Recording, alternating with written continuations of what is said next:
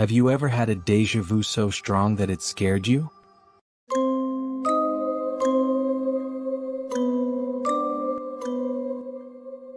I've had countless déjà vu experiences, but there was one that truly sent chills down my spine. It was a few years ago, during a business trip to a small, unfamiliar town.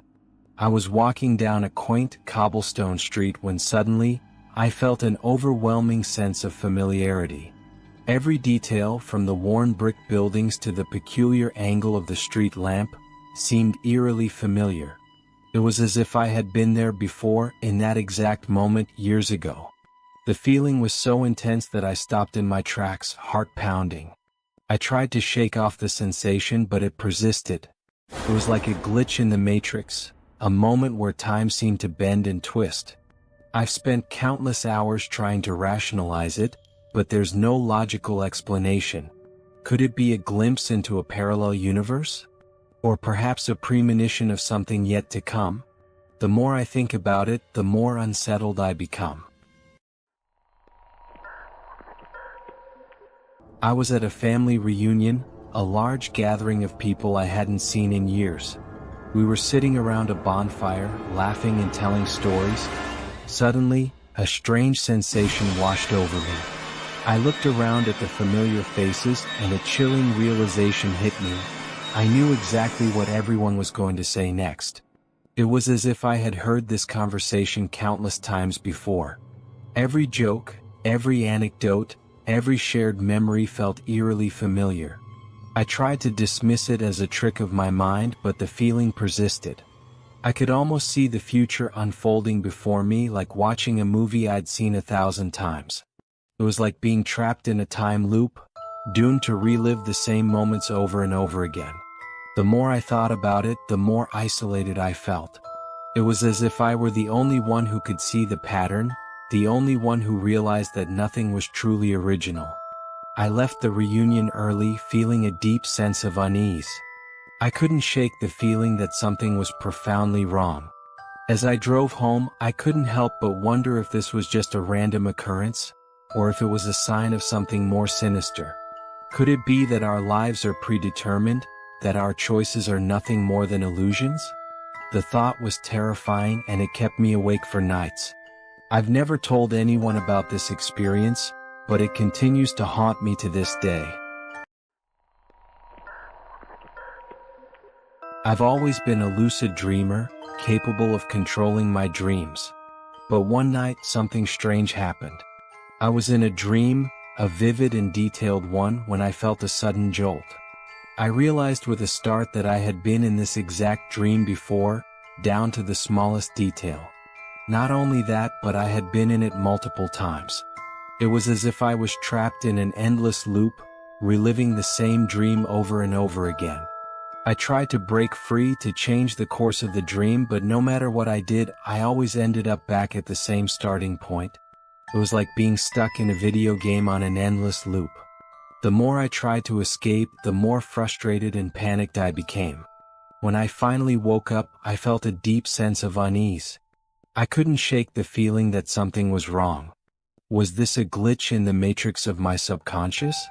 Or was it something more sinister? I began to research lucid dreaming and dream interpretation, but I couldn't find anything that explained my experience.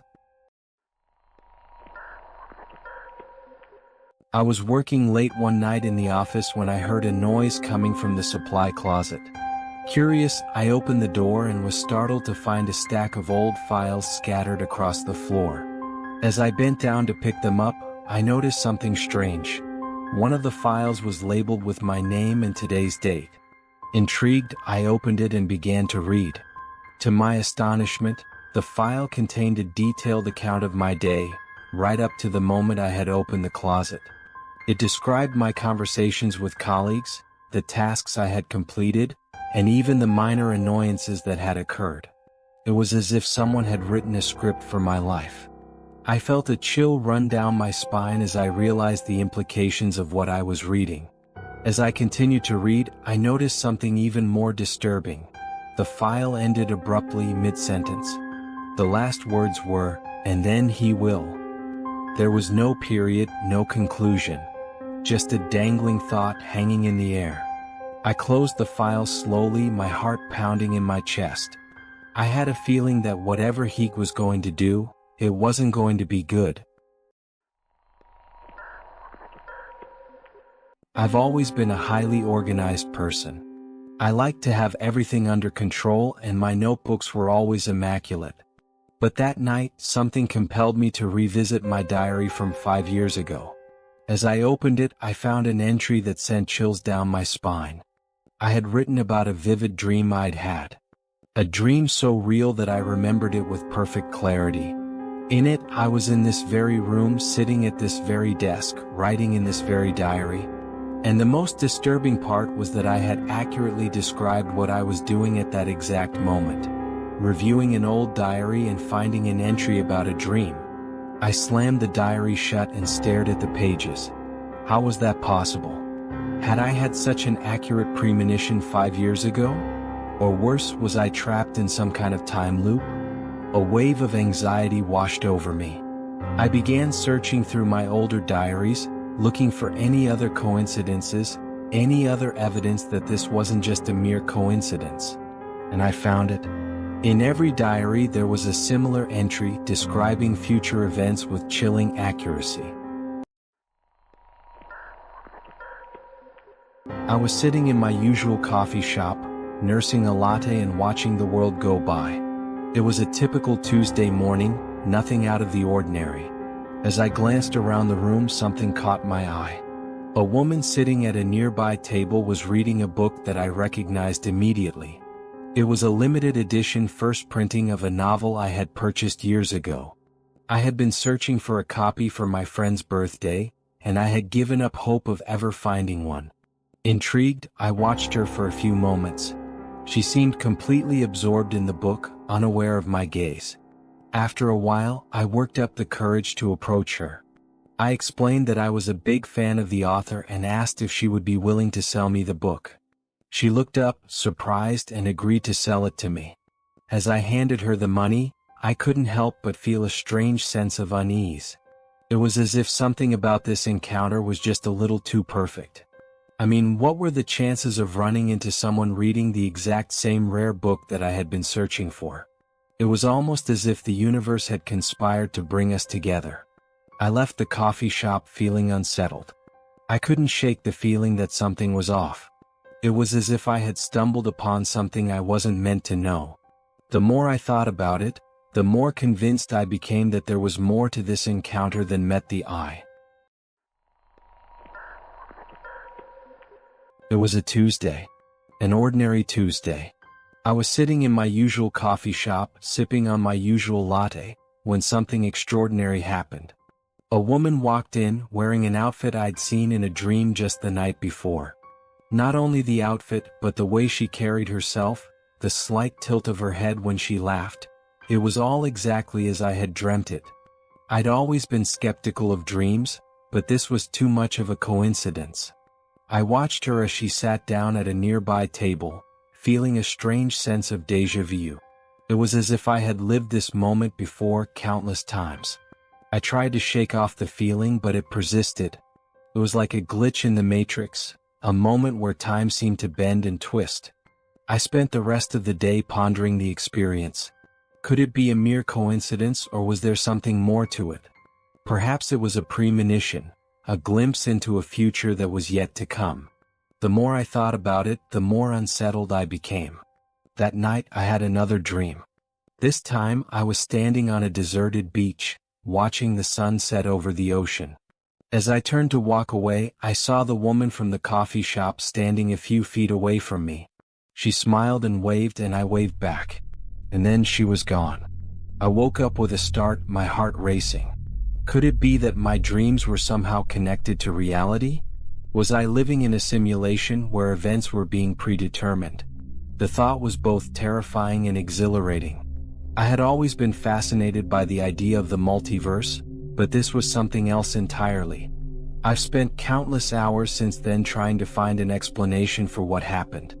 I've read books on quantum physics, philosophy, and even the paranormal. But no matter how hard I try, I can't seem to make sense of it.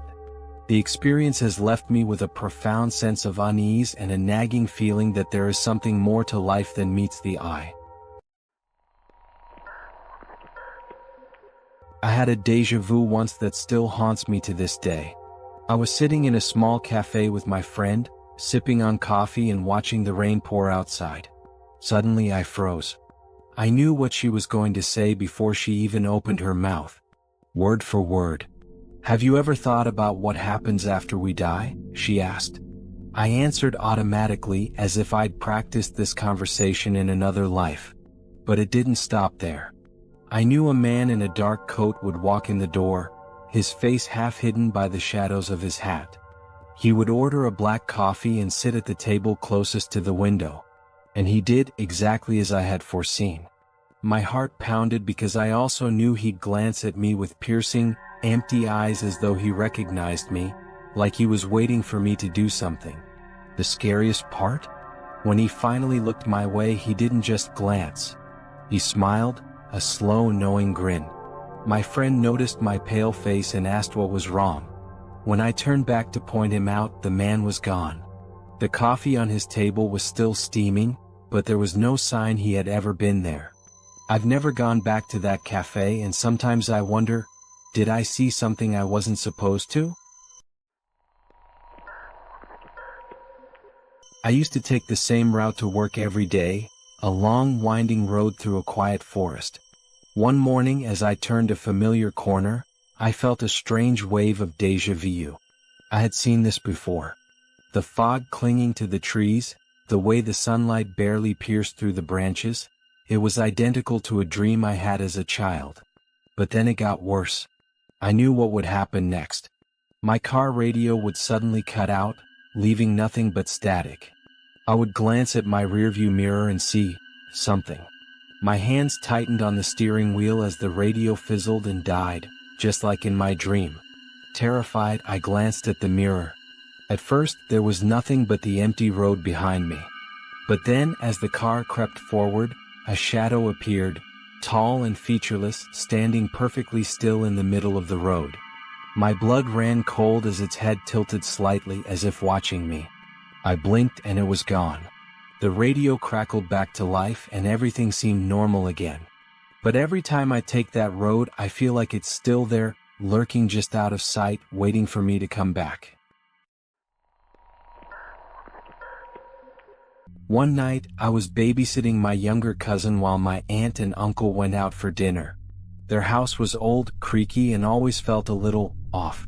Around 10 p.m., my cousin had fallen asleep and I was lying on the couch scrolling through my phone when I felt it, a crushing wave of déjà vu. I had been here before.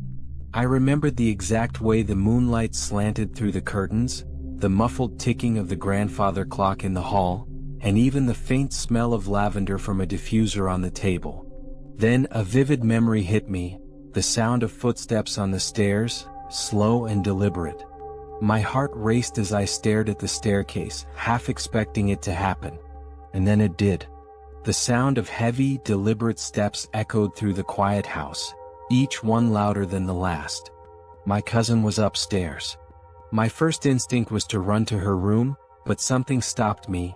A cold, suffocating fear that whatever was on those stairs wasn't human. I grabbed my phone and called my uncle, whispering frantically about the footsteps. He told me with a strangely calm voice, "Don't open the door. We've heard it too." I didn't sleep that night and I haven't set foot in that house since.